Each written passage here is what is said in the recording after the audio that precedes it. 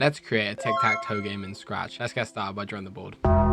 Now, just like with my other projects, I've made these sprites in a more professional software and uploaded them to Google Drive for you guys to use in your games. The link for that is in the description if you want to get a cleaner sprite in less time. But if you want to customize sprites or you just want to do it yourself, I'll also show you how to draw them in Scratch. So first, head into the sprite editor and select the square tool. Make sure there is no fill set and the outline thickness is to 15. And the color for the outline should also be 48 with a saturation of 93 and a brightness of 63. We want to create a square that's exactly 100 by 100. So we will drag it out and use the sizes in the top left to make sure we get it to exactly 100 by 100. By the way, if you do this while holding the shift key, it'll always make a perfect square. Once you've done your first square, center it properly in the canvas. This will be important so everything lines up later. Then we're going to copy and paste the square and make a full grid. So make 4 extra squares and put them on each side of the original square. Now we can remove the outer edges using the eraser tool to carefully remove the outer lines. Once that's done, the board should be complete and we can move on to the code. So we can start with the when green flag clicked block and then add a move block and set it to 0, 0 to make sure the grid is centered on the screen.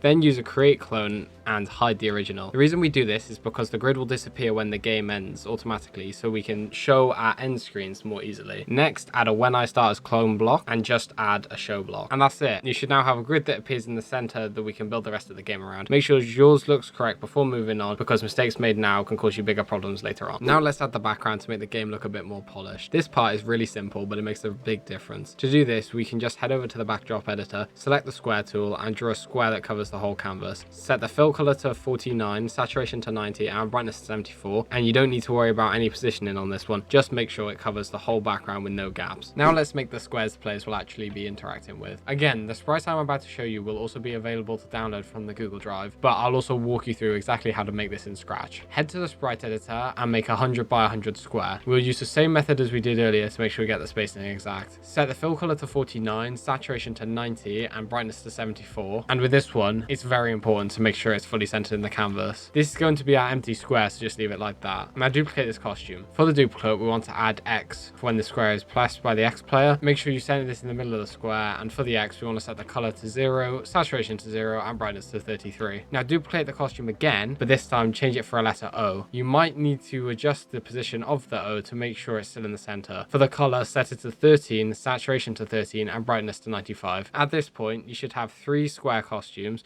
One is blank, one has an X, and one with an O. Now make sure to name them in a way that's easy to switch between in the code. And once that's done, we are ready to move on to the code and start bringing this to life. First, we need a way to position each square correctly on the grid. To do that, we're going to create 2 arrays, one called X and one called Y. We can then populate them as shown on screen to have the X and Y coordinates for every square on the board. Next, create 2 variables, one called square ID, which would be for this sprite only, and one for square number, which would be for all sprites. Now start with a when green flag clicked block and set the costume to empty, and then set the square number equal to 1. After that, add a repeat 9 loop. Inside the loop, create a clone of the sprite and then change the square number by 1 each time. This will give us a square for each space on the board. Now add a when I start as clone block to manage the behavior of each one of the squares. Add a show block to make sure the sprite is visible, even if it's just blank and will be blended into the background anyway. Then set square ID equal to square number. To position your newly created clones, get a go to block. Inside this, use the item of block and set that with your X and Y arrays. Then use the square IDs as the index. Now we need to handle the player turns. Create a new variable called turn. This will hold who's making this move to make sure it alternates between the 2 players. Next, add a when this sprite is clicked block. Inside this, start with an if statement to check if the costume is number 1. This makes sure the square is still empty and hasn't been played to stop it from being played again. Inside that, add another if statement to decide whose turn it is. If it's X's turn, switch the costume to X. Otherwise, switch it to O. After that, make sure to update the turn variable so it switches to the other player. At this point, you should be able to click the squares and they should alternate between X and O. Make sure this works, then we can move on to adding win detection to make it possible to actually win the game. Right, this is where it's going to get a bit more advanced. First, we need a way to track the current state of the board. We can do this by creating an array called plays. We can also keep track of how many goes there are before the board is full. For that, we can make a variable called plays left. Finally, we need a variable to store the winner, which can just be called winner. Right, now when the green flag is clicked, we need to initialize the variables. For plays left, this is easy. We can just set it to 9 because that's the number of squares on the board, and the winner should be empty because nobody's won yet. For the plays array, we want to initialize it with 9 empty values, so add a loop that runs 9 times and fills the array with blank entries. This represents the state of each square on the board. Now, to make sure this gets updated when the squares get used, we need to go back to the square sprite and add in 2 replace item blocks blocks, which will store the played value in the square ID place in the array. Now that we have a representation of the board stored, we can start checking it for winning arrangements. To keep things clean, we're going to use 2 custom blocks. The first one we're going to create is called check, and it will have an argument of player. This will allow us to check if a certain player has won. The second custom block will be called check win, with arguments A, B, and C, and player. This block will check if the 3 squares provided are all occupied by the same player. Now go into the check player block and place 8 copies of the check win block. This will check if all the squares are the same in the 8 different ways of winning. So fill out the blocks with the numbers you see on screen. These will show the 2 diagonals, 3 ways across, and the 3 vertical ways of winning. We should also add a check to make sure there are still players remaining. So if none are remaining, then we can set the winner to a dash to show that it's a draw. Now let's add the code to the check win block to actually be detecting the wins. So first we need to add an if statement, and we're going to check that all 3 requested positions match the current player. To do this, we're going to need 2 AND blocks and 3 equals blocks. We then need to assemble the blocks to make it so there are 3 inputs, and then add the 3 equal blocks into each one of those spaces. We can then check that the symbol in position C matches the symbol in position B,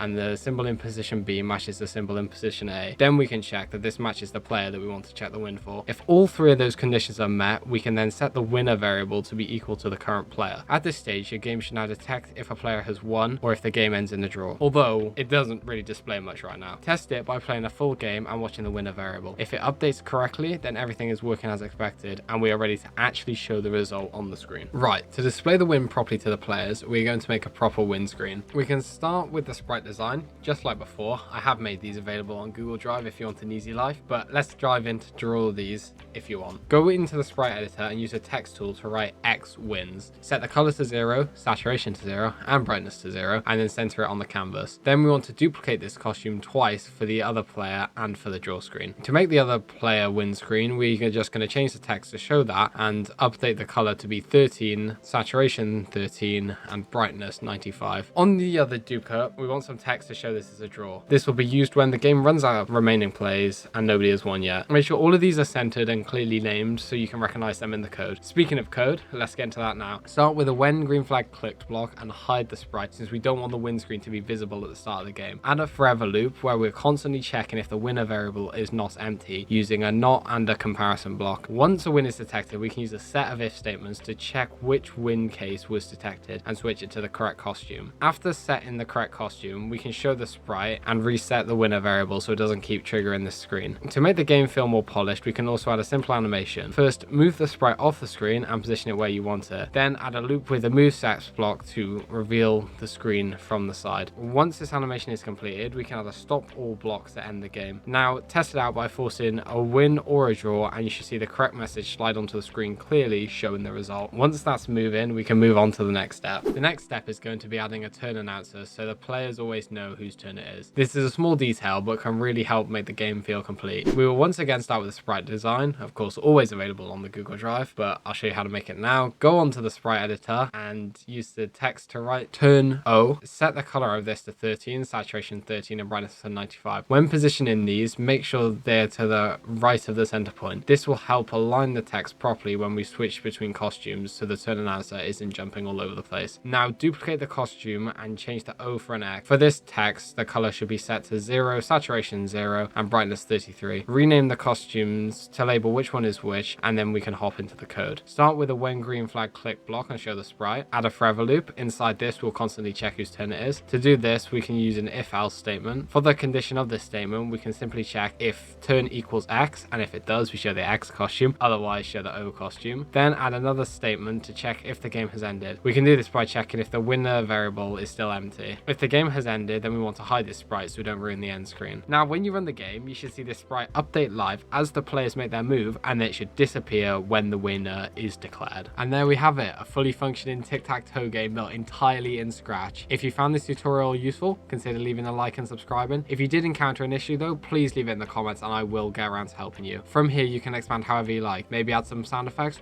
or more animations, or even creating an AI to play against. Or if you want something else to build, then consider checking out one of my other Scratch tutorials.